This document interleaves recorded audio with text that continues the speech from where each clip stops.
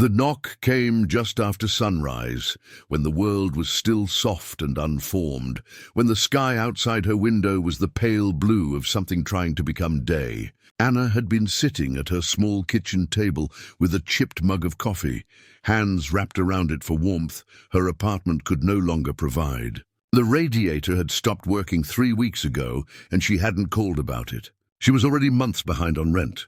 Complaints felt like a luxury she no longer had the right to voice. The knock came again, firm, not impatient, just certain. She knew before she opened the door. Dorian Vale stood in the hallway, dressed in a charcoal suit that fit him with the ease of a second skin. His shoes gleamed, not a wrinkle in sight. His dark hair was combed back with precise intention, like everything else about him. His eyes were a cool grey, steady and unreadable. He held a folder in one hand, a leather-bound notepad in the other, like this was just another item on a schedule he followed without question. "Miss Hayes," he said. Her fingers tightened around the doorknob. "Mr. Vale." They had spoken only twice since he'd purchased the building last year. Both times he had been polite, formal, distant. A man who existed in a different temperature than everyone else, colder by degrees. She had noticed his cologne then, subtle and expensive. She noticed it now, too, but this time it felt like something that cut. "I'm here to deliver official notice," he said. His voice was smooth, like he had practiced removing anything warm from it. He opened the folder and held out a stapled document. She didn't take it. "What is this?" "The building is being sold," he said. "Major renovation plans. All current tenants are being relocated. Your unit is included, relocated." Such a clean word for being uprooted. Her stomach twisted. "Dorian, I'm behind, I know, but if you could just give me more time." "It's not a matter of rent," he interrupted. "Not unkind, just unaffected. This is final. You have 10 days to vacate the premises. 10 days. The number didn't sound real. It felt like something said in a dream, something that would dissolve if she blinked hard enough. She blinked. It remained. Her chest tightened with panic. "I don't have anywhere to go. I need time. I just need Miss Hayes." He said her name like he was placing it neatly on a shelf. "The notice is legally binding. I'm sorry for any difficulty this causes you." He was not sorry. Not in the way people meant when they used that word. He was acknowledging inconvenience, the way one acknowledges rain. She swallowed hard. The hallway seemed too bright, too exposed. She could feel her heartbeat in her throat. "It's just me here," she whispered, and she hated how small her voice sounded. "There's no one who can help." For the first time, something flickered across his expression. Not sympathy. Recognition, maybe. Then it was gone, swallowed back into the smooth composure of a man who had built a life on not feeling the weight of other people. "No one is coming," he said quietly. A truth he believed in, not cruelty, but fact. "You'll have to manage this yourself." He placed the folder gently on the small table by her door.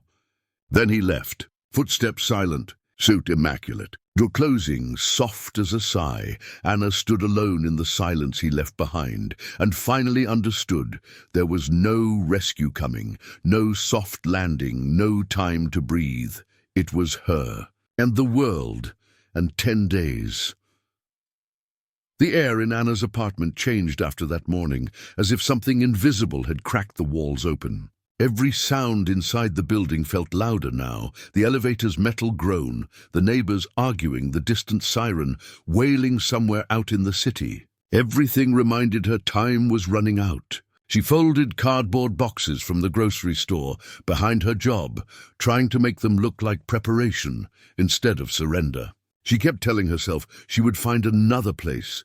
There had to be something cheap, something small, something left for someone like her. But each night, the search led to the same endings rooms already taken. Deposits she could not afford, neighborhoods where she would not be safe, her phone lit with messages from the utility companies, warnings followed by final warnings followed by silence. It became harder to eat, harder to sleep, harder to remember what it felt like to breathe without tasting fear.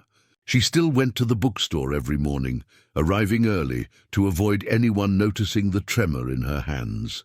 She dusted shelves, arranged displays, smiled at customers who existed in worlds where losing a home was a distant possibility, not a daily countdown.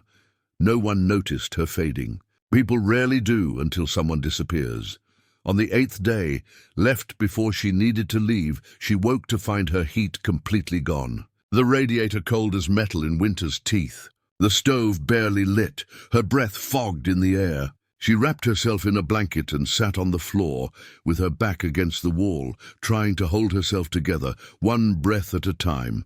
She tried to call the number on the notice, the office of the property manager. Straight to voicemail.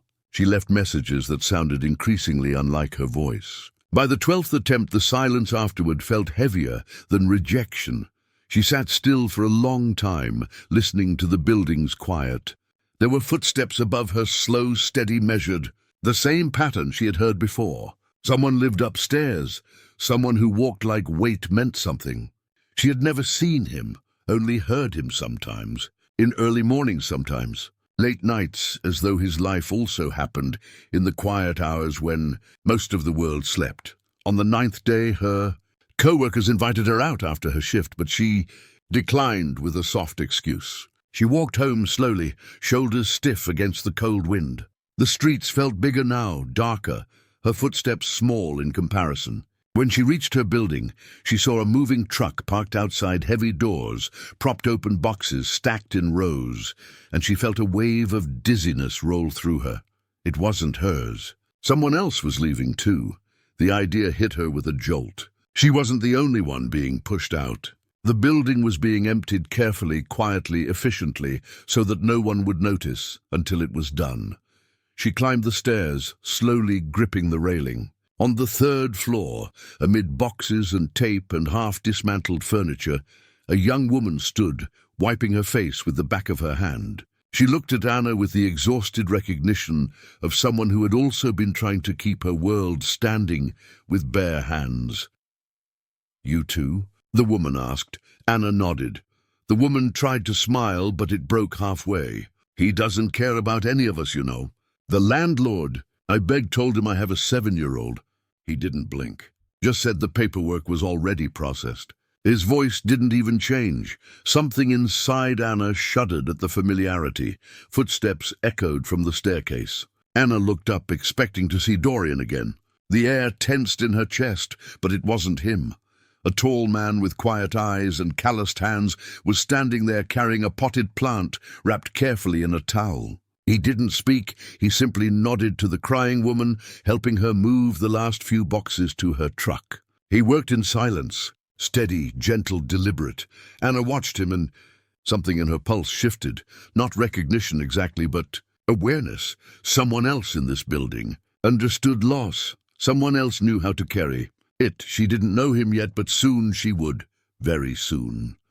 The cold had a way of getting inside Anna now, not only through the failing heat of the apartment, but through the spaces between her ribs, the places where fear lived and breathed. She tried to keep moving, tried to pack the last of what she owned into 2 boxes and a suitcase. Everything else she left behind, not because she wanted to, but because survival had become a math problem she could not change. One suitcase was something she could carry. One suitcase meant she could keep walking if she needed to. Work ended late that evening, the bookstore lights dimming behind her as she stepped into the early dark of winter. Her cheeks stung from the wind. The sidewalks glistened slick with frost. She tightened her scarf and began the walk toward home, even though none of it felt like home anymore. Halfway there, her stomach twisted, reminding her she had not eaten since morning. She stopped at a convenience store and bought a packet of instant noodles, paying with the last handful of coins from the bottom of her bag. The cashier did not look at her, not out of cruelty, but because the world had never learned how to see. People who were breaking quietly when she reached her building. She hesitated just inside the entrance, not ready to climb the stairs, not ready to face the closing silence of that nearly empty place. The hallway lights flickered once, then steadied. There was no sound except for the quiet hum of her own breath. On the 2nd floor, she heard movement. Soft, slow, careful. The same footsteps she had been hearing for months before any of this had begun. The man from the staircase, the one who carried a potted plant, wrapped like it was something tender. He was standing just outside her door, now crouched beside it, his hands working with careful intent. Her heart jumped sharp and fast. She stepped forward, ready to speak, ready to ask what he was doing, but then she saw him not breaking, not taking, not prying, but repairing. The old door frame had splintered at the bottom from years of wear and neglect. He was fitting a wooden brace beneath it, securing it so the door would close without sticking. She froze, unsure what to say. He noticed her then, but did not stand quickly or try to explain. He simply looked at her with steady eyes, dark and calm, like deep forest earth after rain. "Your door kept catching," he said quietly. "Cold was getting in. I had scrap wood left from upstairs. Thought I would fix it before it gets worse." His voice was rough but gentle, the kind of voice that had carried pain and learned not to spread it. "You didn't have to," she managed. "I know," that was all. No expectation, no price, no claim. She watched his hands as he finished, tightening the screws slow and steady as though the moment itself mattered more than the task. When he stood, she realized he was taller than she, remembered broad-shouldered in a way that looked earned, not sculpted. His clothes were simple, worn, slightly frayed at the cuffs. There was a quietness to him, not emptiness, but stillness. Something like peace, but shaped by grief. "Thank you," she whispered. He nodded once. "You should eat something warm tonight. It's getting colder." She wanted to ask how he knew, how he could see the hunger, the exhaustion, the thin line between holding on and falling apart. But the words caught in her throat like everything. Else she hadn't learned how to say. He stepped past her, walking toward the stairs, but paused before reaching them. "It's going to get harder before it gets better," he said, not as a warning, but as something true. "But you're not the kind who breaks, even if you think you are." Then he descended the stairs, leaving the hallway quiet. Again, Anna stood there with her key in her hand, her chest trembling, not from cold, but from something unfamiliar, something like being seen, not rescued, seen. Snow arrived without warning that night, falling in slow, quiet flakes that drifted past the streetlights like feathers. The city outside softened under the white weight, but inside Anna's building, everything felt sharp. The cold had deepened, the heat gone entirely now, pipes groaning like something dying beneath the walls. Her breath fogged inside her apartment. She sat, curled beneath 2 blankets, wearing her coat and scarf, and still her hands trembled. 10 days had become 5. 5 had become 3. Now it was only tomorrow. Tomorrow, the door would close behind her, and she would have nowhere to go except her car, and the winter and whatever waited in the dark. She tried to sleep, but her body was too tired to rest. Her mind moved in circles, replaying losses like a film that refused to end the breakup that left her alone. The hours at work cut without warning, the bills piling, until they became something like a second shadow, following her everywhere.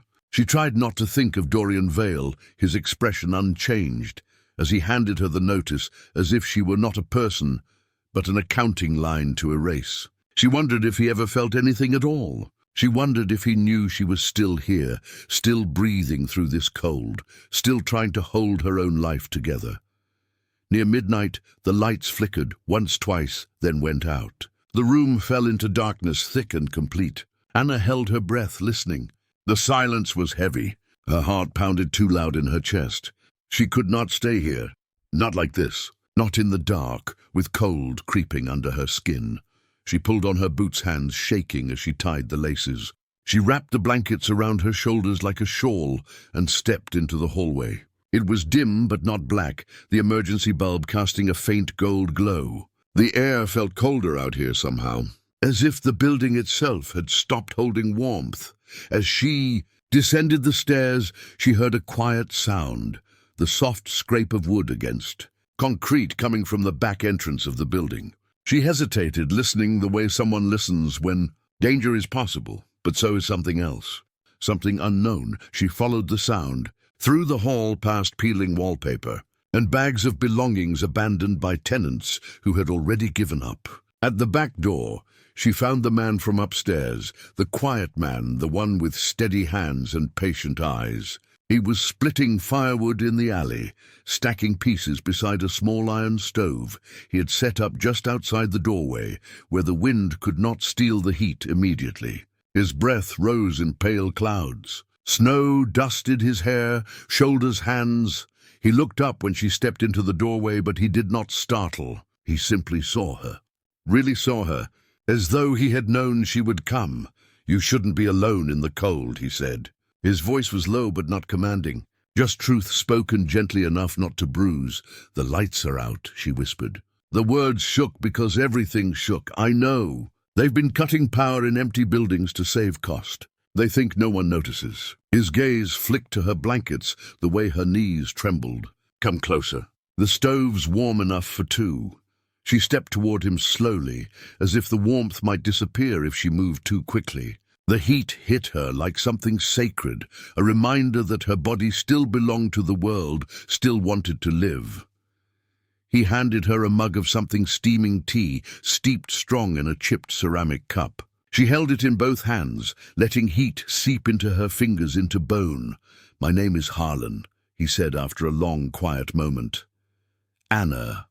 "I know," he said softly. "You've been trying to survive alone for too long." The snow fell harder. The stove glowed. She felt something in her chest loosen barely, but enough to breathe. She did not ask how he knew. Some people recognize the shape of breaking because they have broken in the same way.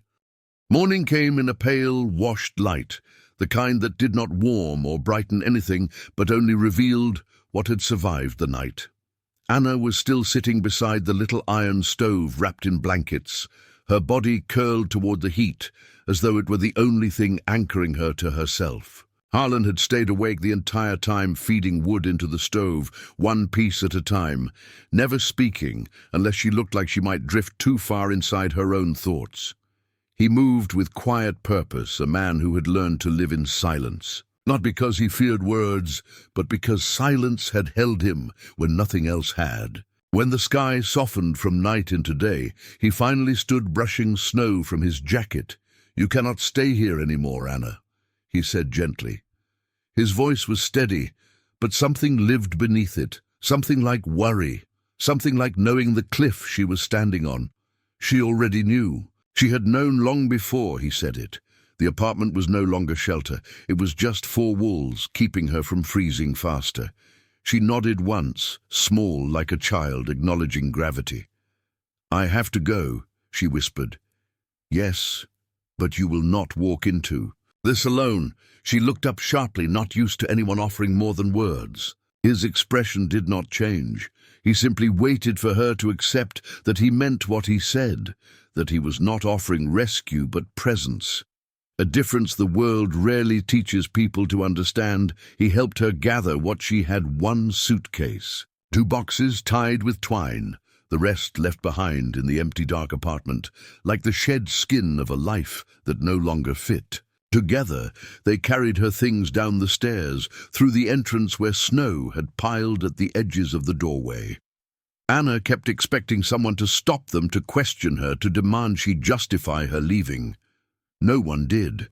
The building was nearly empty now, its halls hollowed out, its heart already gone. Outside, the cold hit harder, sharp against her cheeks. Her breath came in clouds.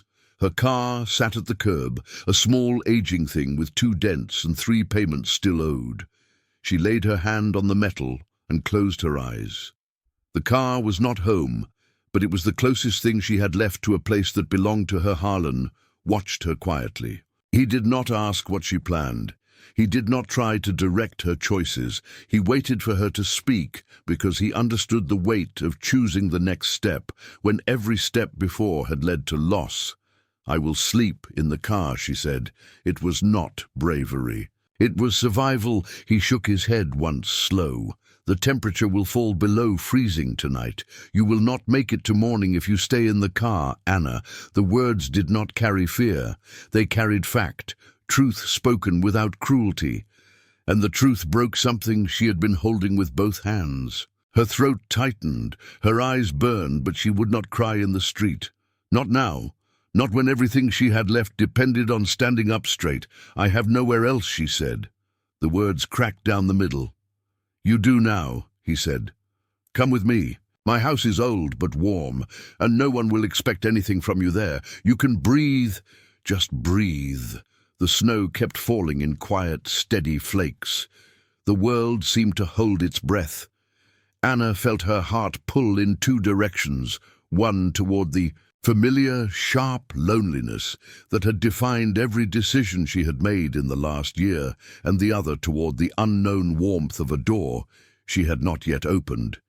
She looked into Harlan's eyes and saw no saving in them, only understanding and space and patience. And for the first time in months, she felt something like gravity pulling her towards safety instead of away from it. She nodded. Just once. But it was enough. Harlan took her suitcase with gentle steadiness and started walking toward wherever his home waited beyond the falling snow. Anna followed, not because she had been rescued, but because she had been seen, and sometimes being seen is the first step to being alive again. Snow crunched beneath their steps as they walked away from the building that no longer held a place for her. The world felt muted by winter, the streets quiet, the sky pale and heavy. Anna followed Harlan through narrow side streets and past rows of aging houses, their windows glowing faintly with golden light. She kept her suitcase close to her side, gripping the handle as if letting go would mean disappearing completely. Harlan did not speak, and she was grateful for that. Words felt fragile in her chest, like glass waiting to break. Silence was easier. Safe. A shared quiet that did not demand explanations or apologies. His house stood at the end of a sloping road, a small two-story place with ivy curled along one wall and a small porch light flickering softly in the cold air. It was not perfect. Paint was peeling along the trim, and the fence leaned, slightly as if tired from holding itself upright for too many seasons. But there was warmth here. Something lived in the walls, something gentle. Harlan unlocked the door and stepped aside, letting her walk in first. The air inside was warm and filled with a faint scent of pine and something slow, cooked and rich. Books lined the walls in uneven rows. A wool blanket lay folded on the back of the sofa. A fireplace glowed low and steady embers, like quiet heartbeats. "You can stay here for as long as you need." His voice was low, steady, not an offer of rescue. An offering of space, a promise of shelter without debt. Anna set her suitcase down and let her shoulders fall for the first time in weeks. The weight of the world did not disappear, but it shifted just slightly enough for her to breathe, without her breath trembling on the way out. Harlan moved through the kitchen, preparing tea with the same quiet focus he had when repairing her door. There was no hurry in him, no edge, no expectation, only presence. She sat on the sofa, pulling the blanket around her shoulders. The warmth seeped into her skin, her bones, her memory. Tears welled behind her eyes without warning. Not the harsh kind that break the body, but the soft kind that come when someone finally lets go of what they have been holding alone for too long. Harlan returned with 2 cups. He did not sit too close. He simply sat near enough that she could feel his steadiness, his calm, like the earth beneath snow, waiting patiently. "For spring, you asked me last night why I knew you could not stay in that apartment," he said softly. "I know, because I once tried to survive in a cold place too. I thought I could hold myself together alone. I thought needing someone was the same as failing. But we survive by being seen." Anna closed her eyes. His words did not push. They opened something instead. A small door she had kept locked because she believed she did not deserve gentleness. She opened her eyes again, and the world did not fall apart this time.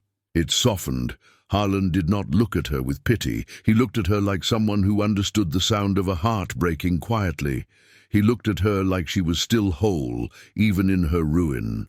That night, Anna slept beneath the soft blanket on his sofa, and the house held her not as something fragile, but as something growing again in the dark warmth of winter.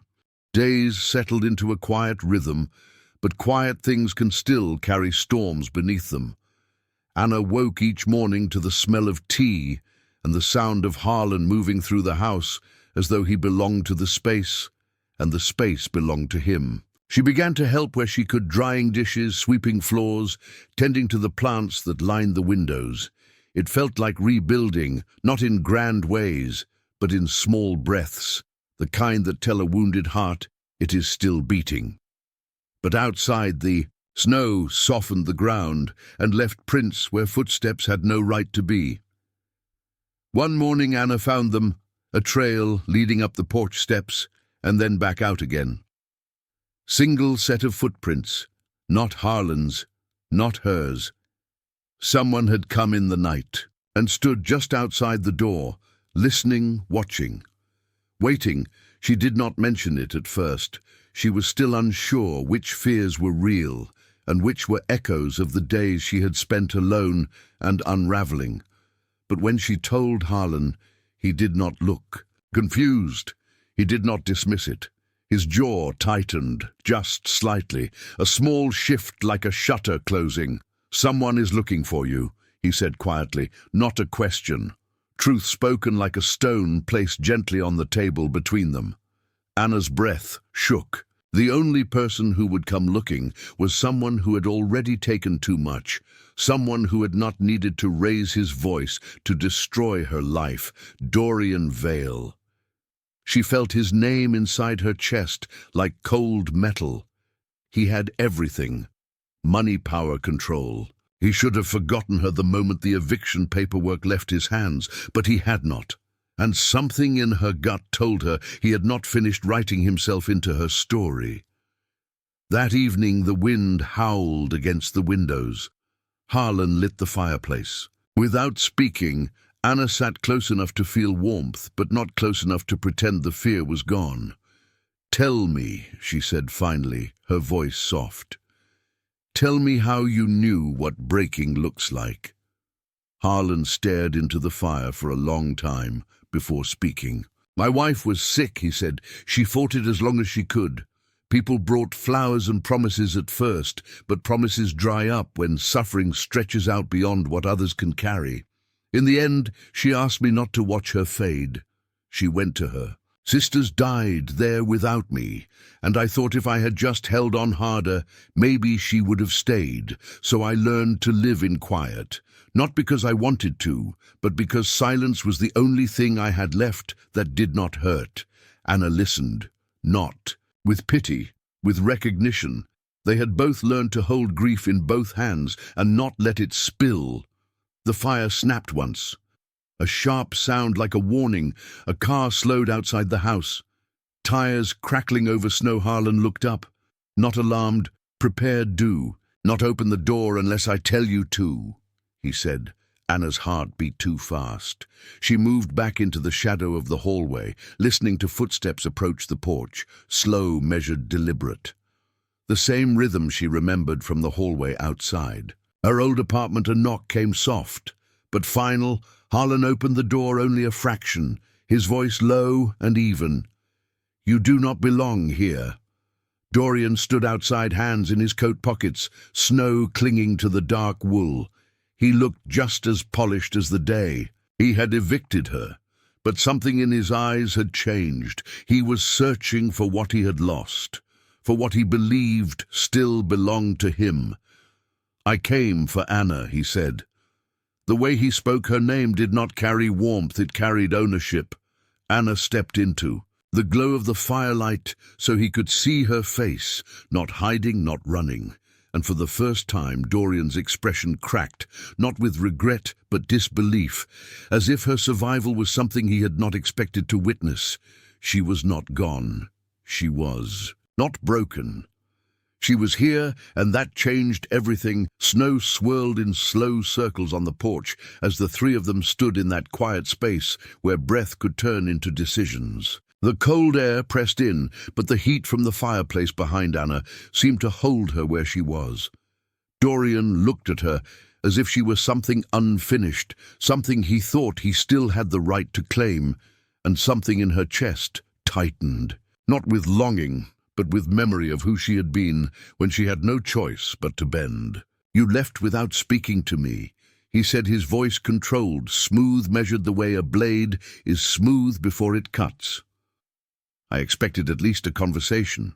Anna stood still, every word settling into her like ice. "You expected me to ask permission to survive." His jaw shifted a fraction, as though her words had struck something he did not know was still exposed. The wind tugged at his coat, and snow gathered along the shoulders and collar, but he did not shiver. Men like him did not allow the world to touch them. "You had stability with me," he said. "You had a place, a life structure. I never wanted you harmed. You made decisions based on fear, not logic." Anna breathed in, slow and deep. She remembered the nights she had gone without food so she could pay rent. She remembered the slow collapse of her world while he stood in the hallway with a contract and a pen. She remembered begging, him not blinking. "You took everything from me," she said, "and I lived anyway." Harlan said nothing. He simply shifted one step closer, not as a shield, but as a presence, a statement that she was no longer standing alone. Dorian looked at him, then the first real crack of emotion showing in his eyes, and it was not jealousy, but confusion, as if he could not understand how someone like Harlan existed in a world he believed only operated on power and leverage. "Who are you?" Dorian asked. "Someone who knows what loss feels like," Harlan answered. "Someone who understands what it takes to rebuild from nothing." Dorian looked at Anna again, and for a moment something human flickered across his face. Not love, not regret, something far more dangerous, recognition of what he had miscalculated. "I came to offer you a place," he said, "a new building, a warmer one, stable work at one of my offices. You do not belong here. You do not belong living like this." Anna's breath caught in her chest, not because the offer tempted her, but because she heard the truth inside his words. He was not offering help. He was offering ownership. A gilded cage is still a cage. She stepped forward until she stood between both men the space around her held, by the warmth of the fire behind her and the cold of winter in front. "I belong where I am seen," she said. The snow fell softer, the world quieted, the air held stillness like something sacred. Dorian opened his mouth to speak, but Harlan spoke first. "You need to leave now." This time, Dorian did shiver very slightly, as if the cold finally touched him. He looked at Anna once more, searching her face for the version of her who once apologized for taking up space. She was gone. He could not find her anywhere. "I will not forget this," he said. Anna watched him turn and walk back toward his car. The snow swallowing his footsteps, his figure fading into the whiteness, as though the world itself was erasing him. Harlan closed the door. The fire burned steady behind them. Anna stood in the stillness, her heart beating strong and heavy and real. She had not chosen safety. She had chosen freedom. The days after Dorian's visit felt different. The house was still warm, the tea still steeped the same, the fireplace still breathed a slow, gentle glow through the rooms. But something in the air had shifted, not broken, just tightened, as if the world had exhaled and was now waiting to see what came next. Anna could feel it when she stepped outside to sweep snow from the porch. She could feel it when she paused by the window and watched cars pass like silent thoughts.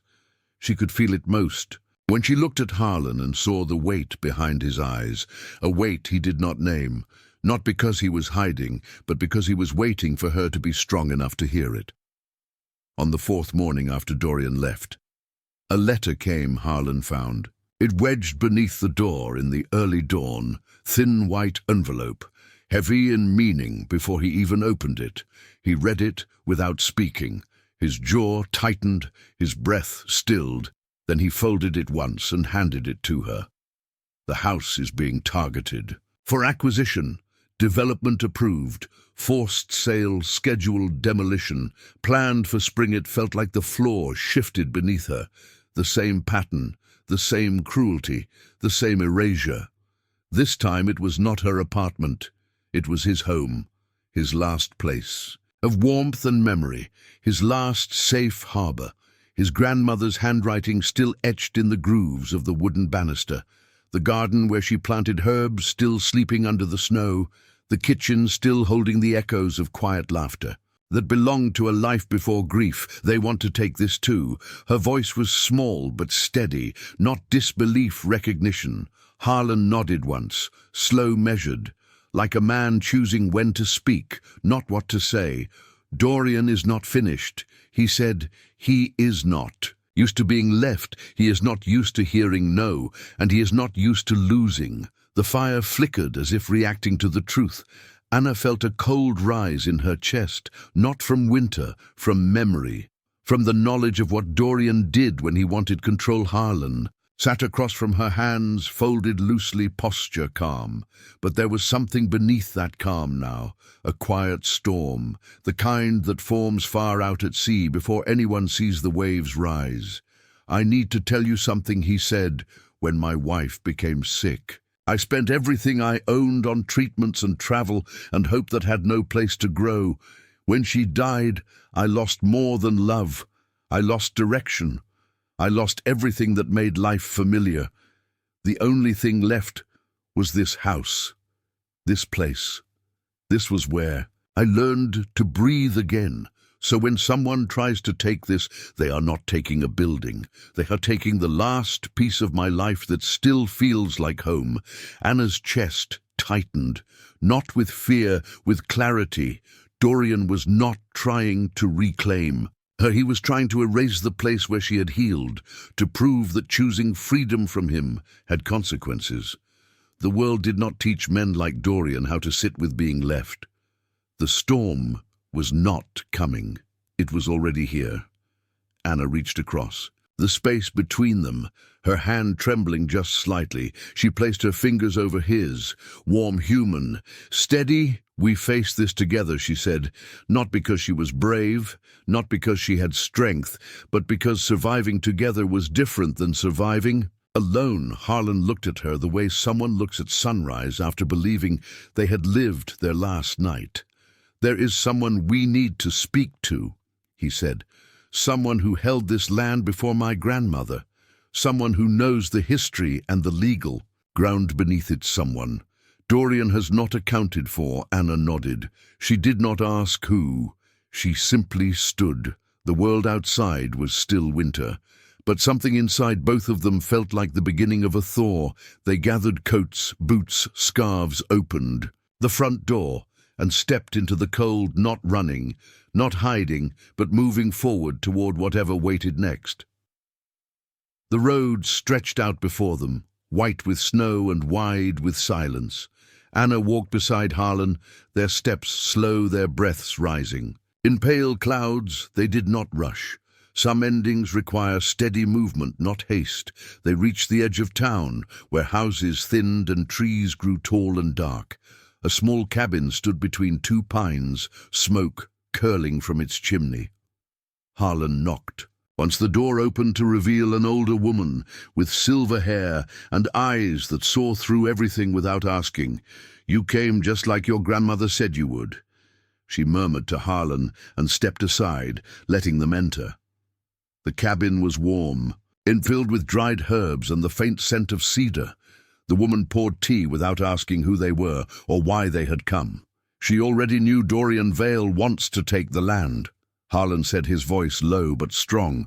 The woman nodded slowly. "This house was once part of a larger homestead," she said. "Your grandmother divided it into pieces, but she left something very specific in the original deed. Something most developers overlook because they think the past is a ghost." Anna leaned closer, her heart steady and present. The woman rose and opened an old wooden chest, pulling out a single folded paper, handwritten and fragile, but still clear. "This land cannot be sold," she said, "unless the one living on it willingly chooses to leave. the house stands. As long as the heart inside it chooses to remain, it was written as a promise to protect someone who needed a place to begin again. Your grandmother knew one day someone else would need that same safe harbor. Harlan felt the air shift around him. Not victory, recognition. Belonging. Anna understood then that this house was not an accident. It was always meant to catch someone falling.